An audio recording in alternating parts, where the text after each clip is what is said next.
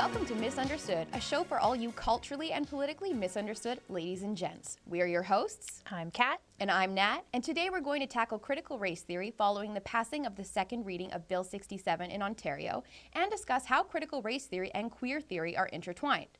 We're also going to talk a little bit about Disney's response to the Parental Rights in Education bill that was recently signed by Florida Governor Ron DeSantis and discuss whether Disney should be boycotted. But first, we're going to start things off with our patented culture shock moment of the week. Take it away, Kat.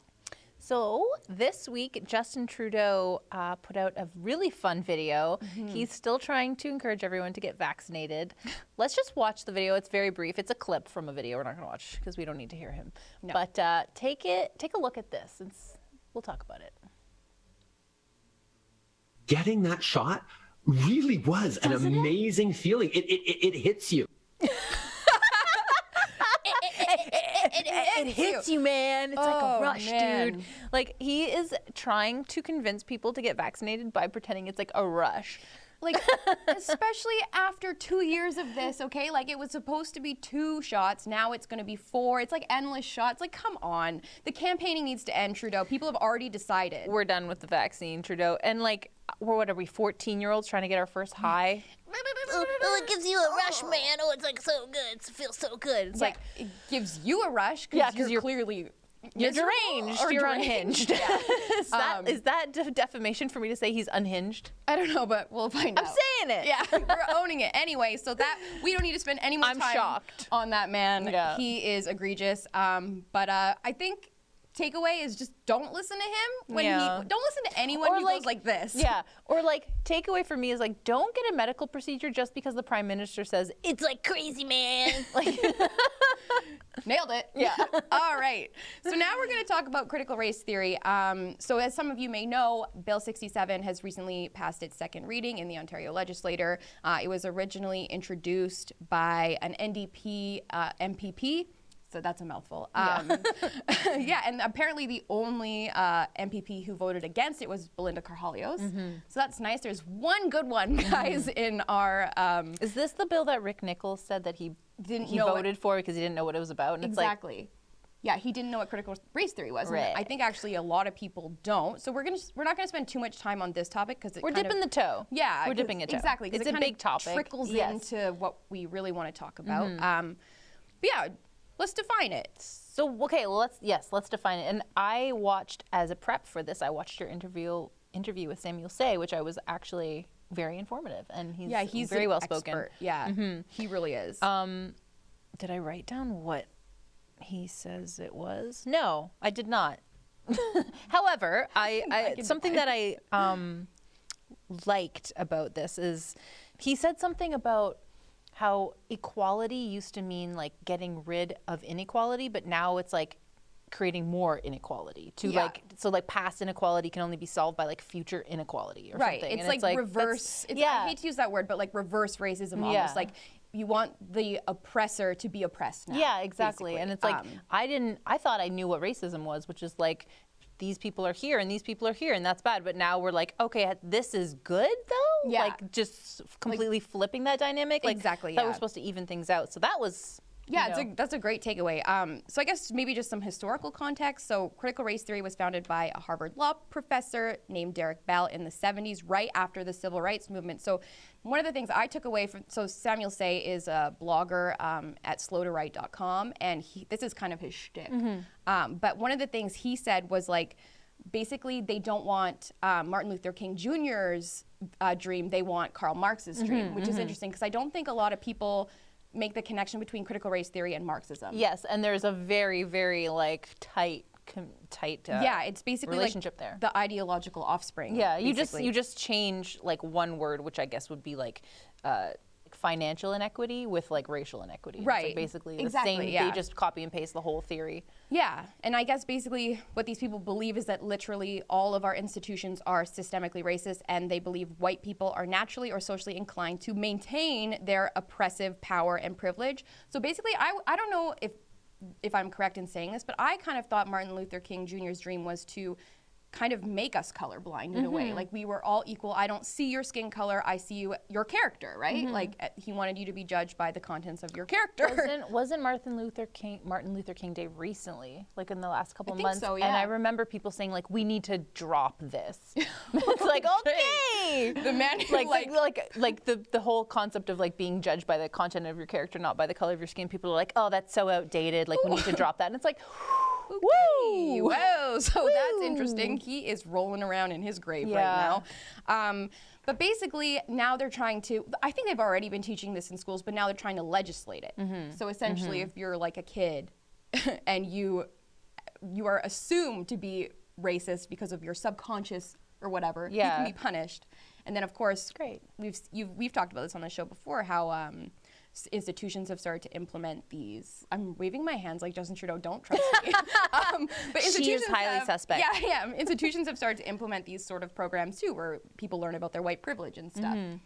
So, well, I have a question, and it's not really directed at you, but we'll discuss it maybe. My question is, why can't history just cover this? Like, I don't think we should be whitewashing or blowing over important historical moments where like minorities have been like well documented as being oppressed. Yeah. Like we know that this happened with the Japanese and in the internment camps and the Aboriginals and residential schools, and we know that this happens in Canada. So let's not blow past it and pretend it never happened. No. But do we need to change the curriculum so much? Like we already have a history, kids study history, so maybe we just need to include more uncomfortable history in those classes. I don't remember learning about residential schools when I was in elementary school. So other people I've talked to said that they had, but I was like, okay, so there's where we failed. I agree. I should have known about that. I agree. I think that's an important part of your history. I mean, in the U.S., they learn about the abolishment of slavery. Like, and we do a lot of Aboriginal studies in school, but I don't specifically remember. I don't. Maybe I recall. just wasn't paying attention. No, I think you're right. I've never learned about it. Yeah. So where can we improve? Well, we can talk about things that are uncomfortable in history and teach things, but I think that it should be taught to a classroom of equals. Yeah. Instead of being like, this student here is oppressed and this is the oppressor. Like, that's so scary and dangerous. Right, and that's part of these Marxist plan. Really, they want, like, and how sickening that these people want these innocent white children to feel hate like themselves. To hate themselves. Yeah. Well, we'll get into why. Yes. There's a theory, and a really cool theory about why that is.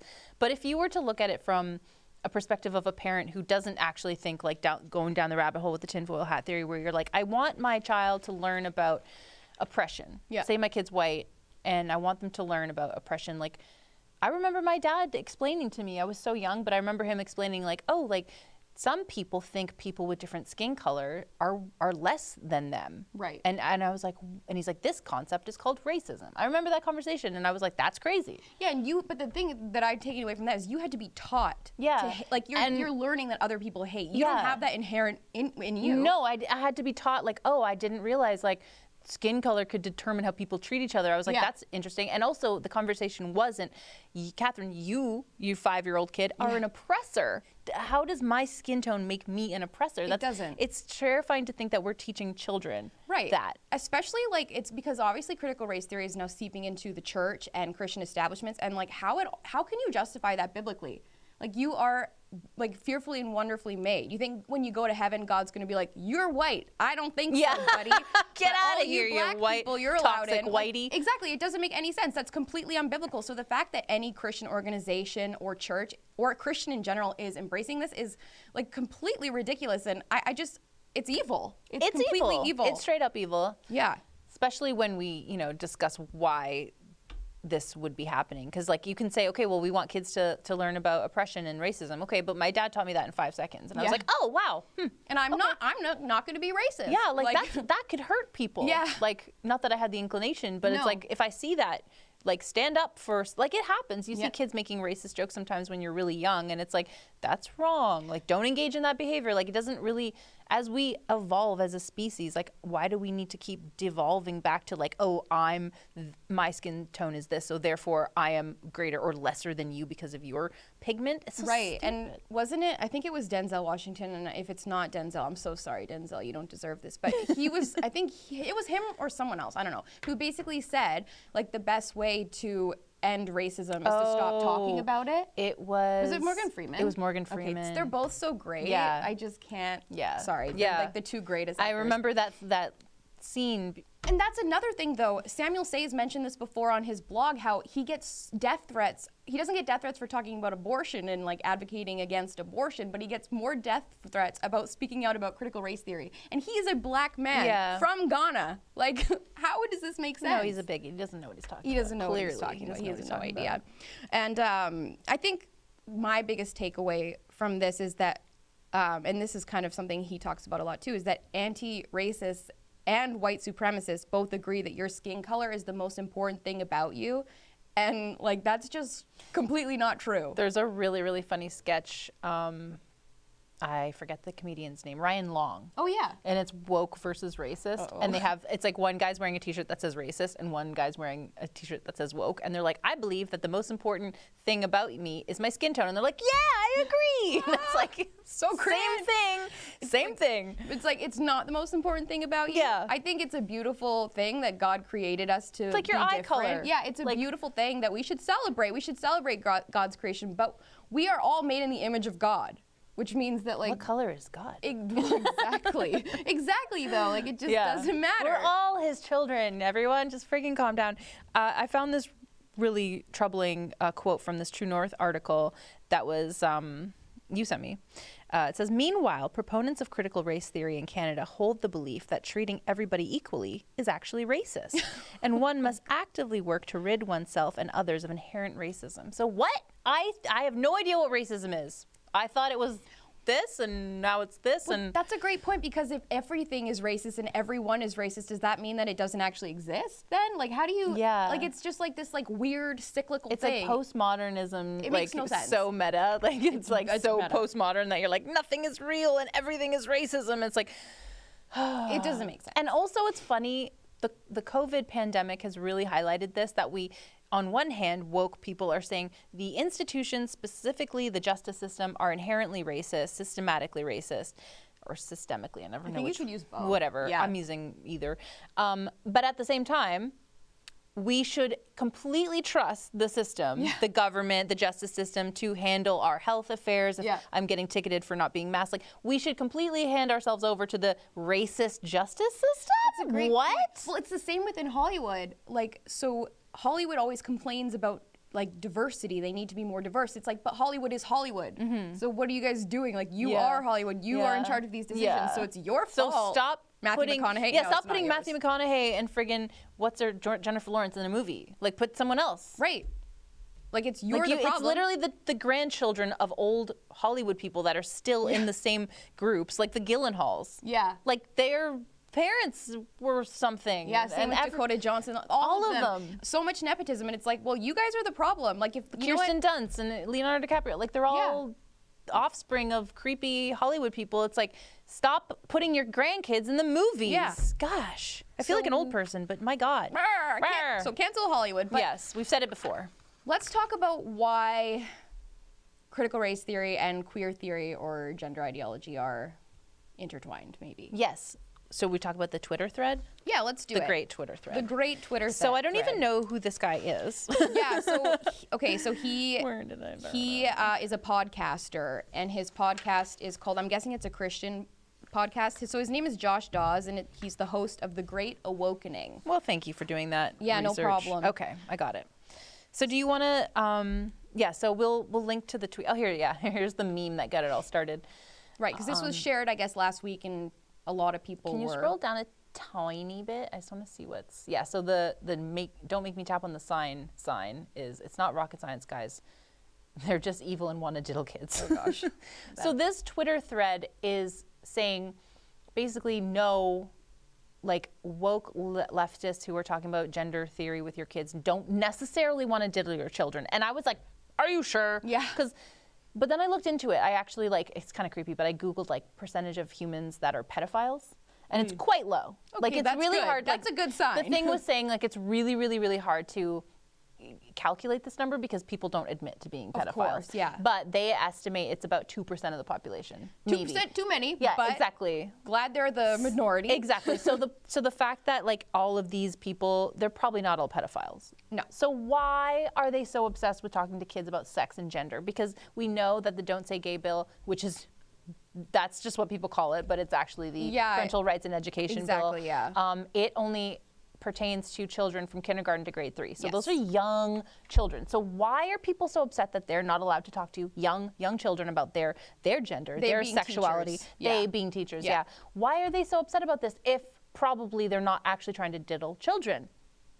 And there comes the Twitter thread. Yes. So we already kind of broke down the critical race theory stuff, but basically what these teachers do, to your children, by the way, so I hope you're paying attention, mom and dad, they introduce it to radicalize these young kids. So they're like, this is critical race theory, which obviously, as we mentioned, instills a negative identity, like a negative Well, white. it divides kids up, so they're no Yeah. longer peers and equals. They're now white kids and black kids and minorities. So and oppressor versus Yes. the oppressed, which, Yeah. as we've mentioned before, is Marxism.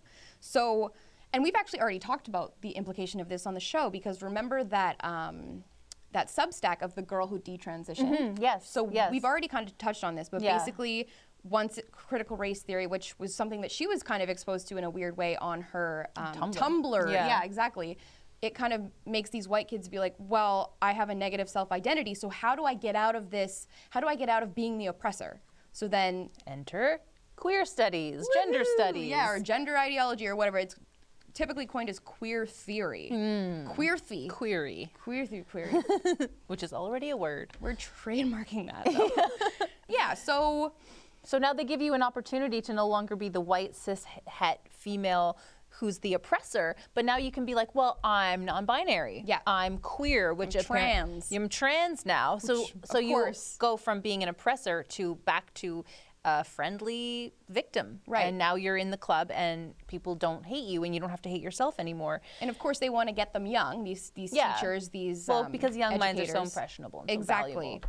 Yeah, and basically too, the reason this bill is actually a good thing is because this teacher can be indoctrinating your child and you may have no idea, but this bill basically prevents that from happening. Like, parents deserve and have a right to be aware of what their kids are being taught. So if a secret's being kept, something about, like, you know, teachers teaching a child about sexuality or just sex in general or gender identity, like, Or like the kid has changed genders and the parents don't even know, like, Exactly. that's happened. We've read stories exactly that happened. like, it's despicable, and a parent has a right to know, and that's what this bill actually ensures, that the parents are informed. Yes. So yes. it's actually protecting children. Yes. Sorry, Amy Schumer. Yeah, Like, I don't understand why all these Hollywood actors are like Raven Simone. Yeah. Like, she should know, like, it doesn't affect you. You're an adult. What's Yeah. your problem? We're talking about children, like young children, and not even your children. If you want to talk to your own child about their gender and their sexuality, like, that's not my problem. Yes. But to say that the teacher has the right to know secrets about your child's sexuality. First of all, sexuality in children, there's not That's really a not thing. a Grade thing. 3, there's no sexuality in No. grade 3. No. Grade 3 is like, how old are you in grade 3? I think you're 7, 8, maybe. So, like, you're not getting down with either gender. It really makes no difference. And you're really not even old enough to pick your gender because you're still figuring yourself out at that age. So why are we so upset? Yeah. Not to mention too, though, like, if you're in grade 3 and you're questioning your gender, you are the minority. Like, you are Yes. the stark minority. And it usually, as we've mentioned thousands of times on the show, you outgrow it with proper guidance and counseling and prayer. You know, so this is not a normal thing. It's not just like this massive, like, pandemic of children. Yeah, like, what's in the water? Yeah, like, exactly. What is happening if all these children are actually gender dysphoric? Yeah. It's just not, it's not possible. Called the public education system. But like the next step in this Marxist ideology, or the argument that this Twitter thread is implying, is that so the kid has now been given a get out of jail free card, which is, well, you might be cis het white oppressor, but if you're trans or gender bending in any way, then you're no longer an oppressor. So then the kid goes home and is like, hey, mom and dad, I am now Jennifer instead of Gerard. And if the parents show any resentment or resistance to this whatsoever, the kid has been programmed to say, oh, my parents are queer haters, they're homophobes, they're transphobes. I cannot trust them. All I can do is trust my school community, and so I'm now going to completely cut out my parent from my decisions, and the industrial complex of raising children for you has won. They've now taken your child and they've severed the parent-child relationship, and that's arguably the goal here. Yeah, definitely. And then, of course, and this, I know we just talked about how pedophiles are the minority, praise the Lord, but this secretive relationship or this like special bond that this child now has with a teacher creates so much room for abuse. Creepy. Because if a parent's not aware of what's going on in their child's life, then hello, predator comes in. What is creepier than an adult saying to your kid, like, well, we have a little secret, and you can talk about your pee-pee and wee-wee with me, teacher. Like, no. No, that's disgusting. That's disgusting. That is so disgusting. The only way it's appropriate is when you're, like, at a certain age, they do sex ed, and back in the day when I was in school, they put the boys in a room and they put the girls in a room, and they'd be like, all right, periods, tampons. Like, that's okay for me. Watch this woman give birth. Yeah, like, that's upsetting, and it stopped me from having sex for a long time. Yeah. It was absolutely terrifying. It worked. Yeah, it worked. Yeah, and there is another example of how dangerous and I think detrimental it is to a child's life if they are exposed to these ideologies and they are kept apart from their parents. Did you read the article about the girl who committed suicide? Yeah. Yeah. So maybe we should just quickly touch on that, because I think that's a really good example. So basically, there's a mom whose daughter committed suicide after transitioning, and she blames her school. So her name was Yaeli, and basically the mom explains that the school encouraged her to take hormones, undergo gender reassignment surgery, and secretly join an LGBT group without her mom knowing, and they explicitly told this girl not to tell her mom. Yeah, they were like, your mom won't understand. Yeah. She's going to hate you. And it's like, you didn't even talk. So they didn't talk to the mom about any of this either. So she doesn't know what's going on. So she's like, maybe I wasn't going to react that way. You don't even know. You don't even know. It's not even like she has a history of bigoted behavior or anything. That's a great point. Like, you cannot assume how someone's going to react to that. Like, parents love their kids. The theory is like again, this is just a theory, but like they want to set it up like your parent's going to not be accepting of it, so that the kid's already like on their back foot. Which is kind of grooming. It's super creepy and gross. It's really creepy. And basically, I guess what happened to this girl, she found community with her school, and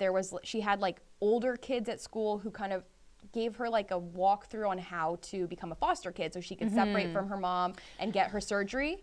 Because her surgery would be covered by the government, if she was in foster care, but not by her parent if the parent didn't want to go through with it. Yeah. So, but it was interesting in that article, the mom says like they still had meetings, like she would still have dinner with her daughter, and they specifically said you cannot talk about God during these sessions, these supervised sessions with your kid. And also she said the daughter was always like very in touch with her mother and would send her messages like, I love you, mother. Like, I know that you think like what I'm doing is a lot, but I want you to know like you've always been a really good mom. Like, what about those texts? And she said like in the article it said like we've seen these text messages, like they exist. So the daughter who was so troubled still very much loved and respected her mother's opinion, and if she had just been like encouraged to discuss things with her, like she might still be alive today. And it's like totally tragic. No, it's so horrific, and I think it just really speaks to the fact that the government, schools, teachers, medical professionals, these people do not love you as much as your parents do. No. Okay? Like, obviously there are exceptions to the rule here, but like overall, like these people don't actually care about your well-being. You got to just follow the money when it comes to these industries as well, you know? The gender transitioning industry is quite lucrative from what I've heard. Well, we know about that. We should make a note to do a profile on that teat eater. Yeah, the teat eater. That's a disgusting Twitter. Yeeter, not eater. Yeah, different. no. I want to read a quote from that Daily Wire article please. that you were just talking about. It's kind of a long quote, but I'll just cut it down here. No, It go says, for it. Because the state took Abby's daughter away, her depression got worse, and without having her mother's love, she took her own life. I think the school district ultimately is responsible for her death. I think that's from the lawyer or someone who was representing the mom. Yeah. Disgusting. Oh, yeah. They took your kid away, didn't let you talk to them about something serious going on in her life. And a life was lost. Like someone's daughter is now dead. It's that child had endless potential. And that's what this bill aims to prevent, arguably. Or to encourage. Well, to prevent, these kinds of suicides. Like these kinds of deaths and stuff. Like, like it's a good bill.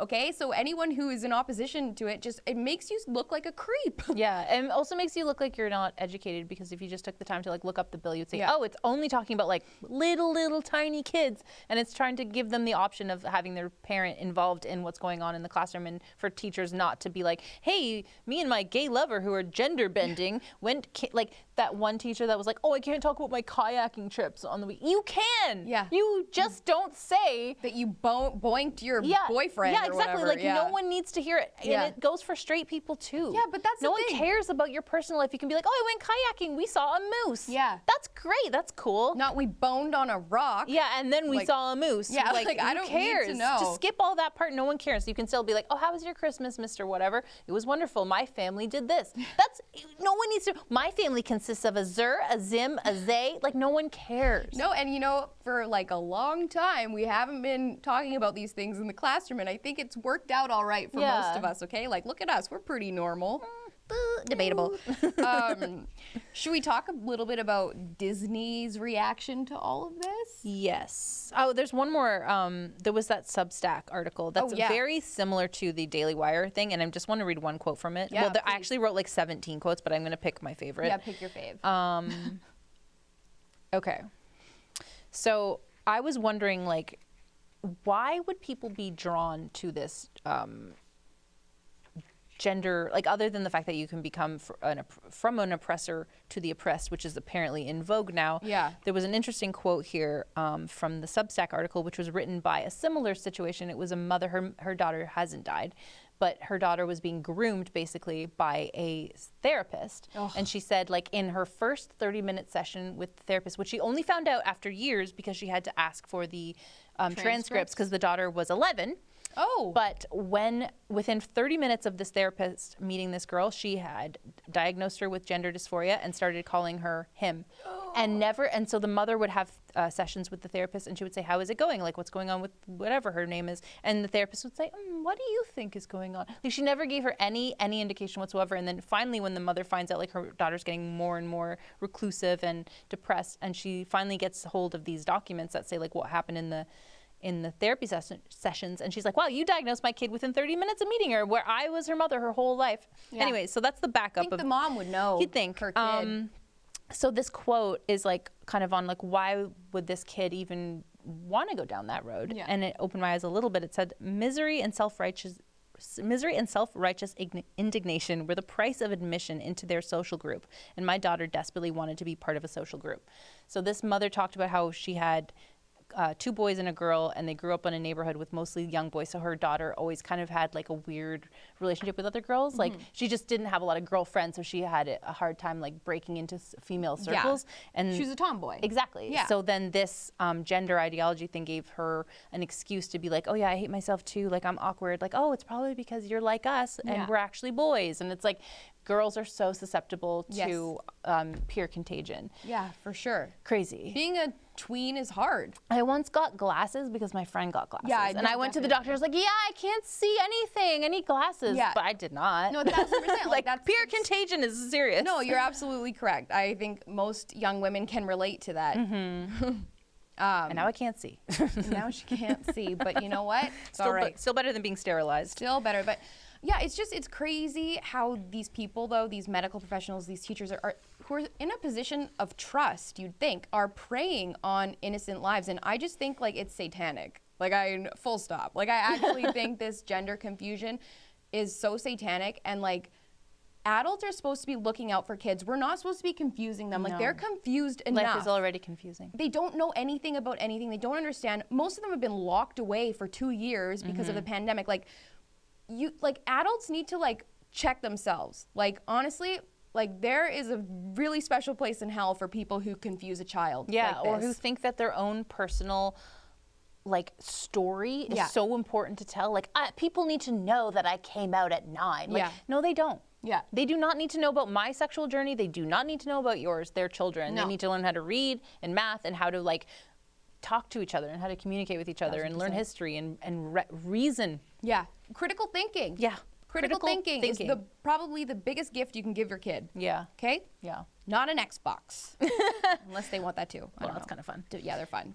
Let's talk about Disney. Not against fun. Yeah, so Disney.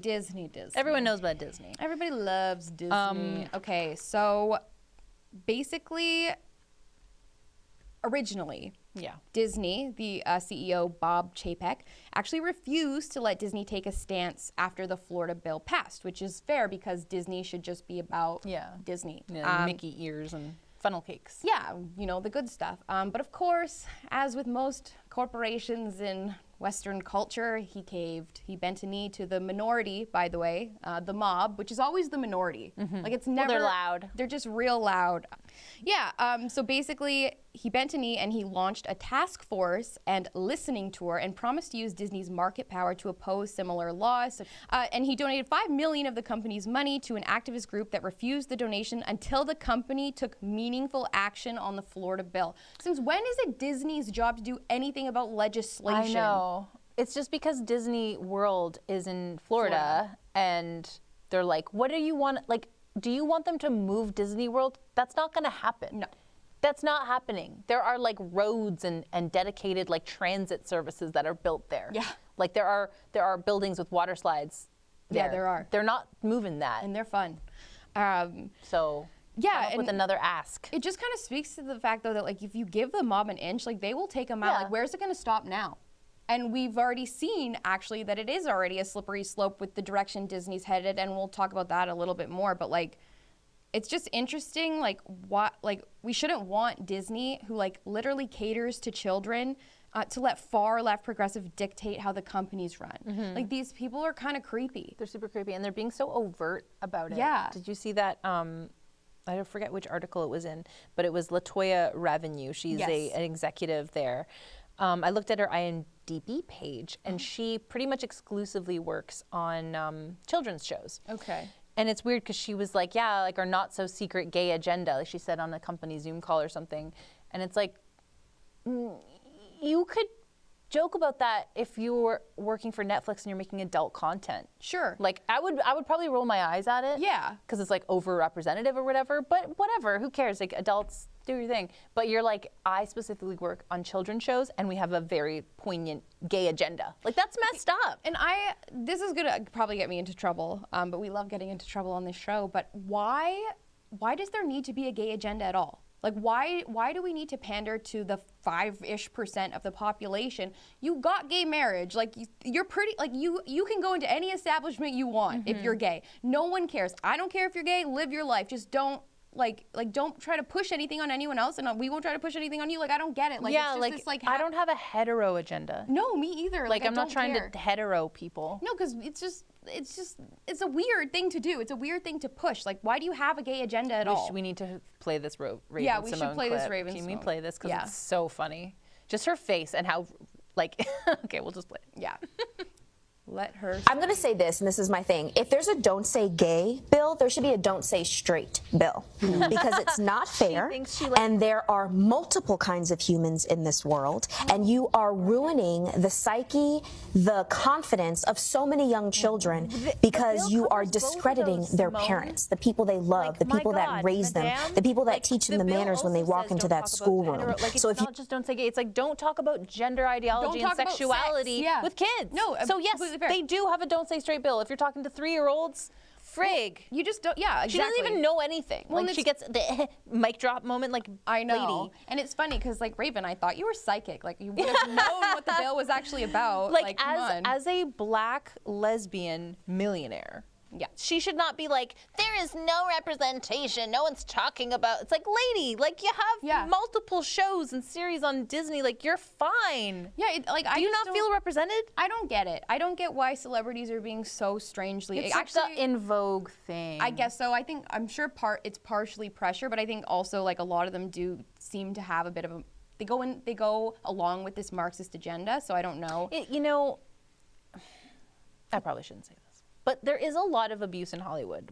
Especially with people who started out as child actors. Well, definitely Disney stars. We've seen how some of them have turned out. Exactly. Hello, Demi. Hello, Demi. Exactly. And the Olsen twins. Yeah. Like she's, Raven Simone is not. She hasn't. I mean, she's had a healthy career, I guess. But I'm sure she would be amongst those people who are like, yeah, that probably messed me up a little bit. So like, sure. let's not make more kids messed up No. by adding like weird pressures from adults and like strange adults telling them about their lives and their bodies. Like, we need less of that. We need more parents and church and love and family. That's actually a really good point too. And do you think partially these Disney stars, because Demi Lovato really tries to push this on, she tries to push her agenda on people too, I find a lot. And it's like, is it because misery loves company? Yes. Yeah. Yeah. Like, these people just don't want you to actually be happy. They just want you to be as miserable as That's them. an argument, yeah. I think maybe. But honestly, like, if you're gay, like, be gay. Like, if you're straight, be straight. Like, just please, let's enough with this, like, these, like... Stop talking to little kids who aren't yours about sex. It's like so simple. Agree. Straight sex, gay sex, who cares? Stop talking about it with children. Please. That's all we're asking. Grade 3 is young. Like, let's take it from there. Yeah, and you know, like, Disney is for children, so if you're an adult and you're upset about how Disney's handling this bill, maybe you're too old for maybe Disney. stop watching Disney. Like, you're like, oh, there's not enough gay couples in this Disney movie I'm watching. Well, It's like, well, you're 40. go watch friggin' True Blood or whatever. Yeah, I like, don't go know. on Netflix or something. I don't know, okay? There's a lot of RuPaul's options. Drag Race. Yeah, exactly. There's Like, options get for you. in Go there. watch Queer Eye. There's tons of gay stuff to watch. I watch it. It's good content. There you go. And she's I'm not showing it to children. Yeah. Let's talk a little bit maybe about how Disney also isn't going to call kids boys and girls anymore. So like I said, it's a slippery slope. Where does this end? Where does this end? And I actually have a really scary thought. Tell us. I saw this on Twitter. I can't remember who tweeted it, but this person basically tweeted like, so we're erasing the definition of a woman. What happens when we erase the definition of a child? And that's what happens when we, what happens when we erase the definition of a child? You know what happens. Your children are getting abused. Exactly. And so, like, when we erase, like... Well, women are being abused by the erasure of our... Exactly. Look at, like... I mean, the perfect example is sports, Leah Thomas, and even prisons. Like, if someone identifies as a woman and they go and they harm an actual biological woman in prison, it's considered a woman-on-woman crime. Yeah, even if they have a penis. Yeah, so that's great for us. But so, like, this whole thing about words, like, we're changing it from boys to girls, like, I just think, okay, sure, that's not changing the definition of a kid, but where is the line here?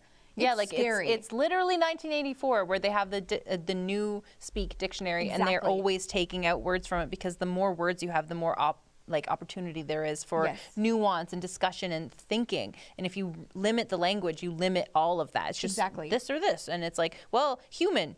Could be child, could be adult. I'm going to treat it the same way. No, you're not. Yeah, and I think that's a child. Step away, sir. 1,000%. And I think when you start to play this game, when you redefine words, you create chaos. And humans don't do well in chaotic environments. We don't. We need order. It's inherent. It's in our nature. So, like, let's stop letting these crazy people, like, you know, dictate everything for everyone when they're just creeps. It's called homeschooling. Yeah, that's another great option. Please homeschool. Yeah, I will be doing that.